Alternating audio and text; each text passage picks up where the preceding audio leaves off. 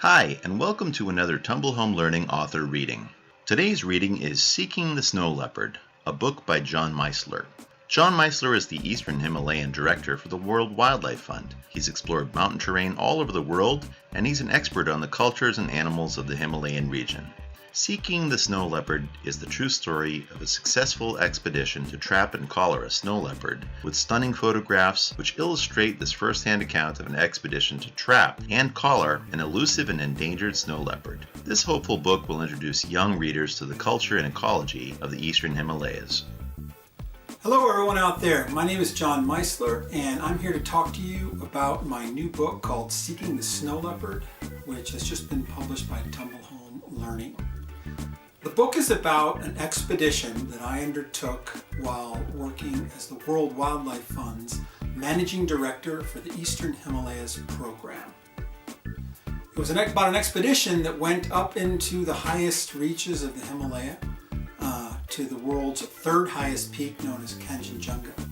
There, over about a month's period of time, we set up camps and sought to capture, radio collar, and then release into the wild one of the most elusive big cats in the world called the snow leopard. This expedition, in many ways, the culmination of many seemingly random factors in my life that led me to this wonderful job working for what I think is the greatest environmental organization in the world, World Wildlife Fund, also known as WWF. I began working as Managing Director for the Eastern Himalayas program at WWF in 2008. And my area of focus was the Great Himalayan Chain. And that means all countries starting way out west in Pakistan, coming down, following the arc of the Himalaya, through India, Nepal, Bhutan, to China, Myanmar, the whole arc of the Himalaya.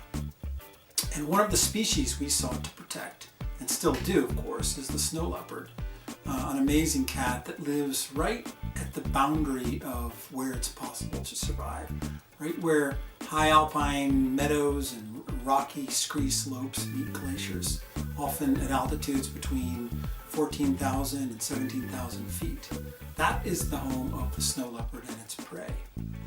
Our goal of this expedition was to figure out what the snow leopard does, where it goes to hunt, where it likes to live, how much room it needs to live. And the only way to do that is to actually capture it and put a radio collar on it that would send us signals every few hours of where it's going. And that way, we were able to make a map from those signals that show exactly where it goes.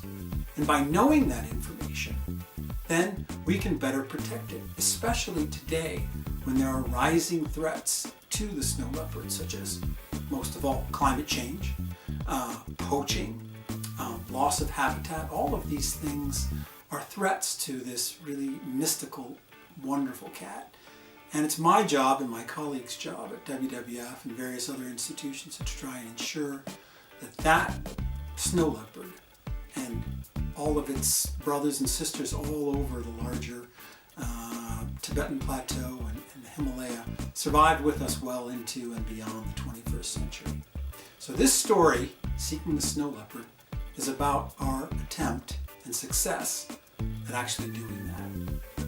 So what I thought I would do is read a couple of pages from the book, and hopefully you'll get a chance to find it at your local bookstore or online and check it out. So I'm going to read you the first few pages of it. November 25th, 2013, Eastern Nepal, the foot of Mount Kanchenjunga. I snap awake in the frozen darkness of my tent to the urgent blare of my radio transmitter. A trap is sprung. I worm out of my sleeping bag and pull on layers of long underwear and down jackets. I fix my headlamp to my head and unzip the tent and roll out into a swarm of my fellow biologists' lamps, moving like fireflies around our dark camp, readying for the sprint up the mountain. Running in winter at 15,000 feet in the dark morning hours of a Himalayan valley is fun for about the first 5 steps or so. Then your body remembers you are 3 miles above sea level. And it gets hard to breathe. It's like running through thick mud with a plastic bag over your head and bowling balls strapped to your feet.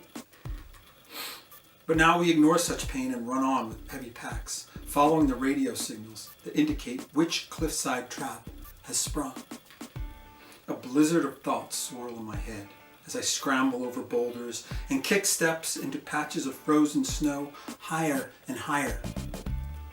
What have we caught? Will the animal be injured? Could it possibly finally be our snow leopard? Lots more where that came from. I hope you get a chance to see the book. Thank you very much.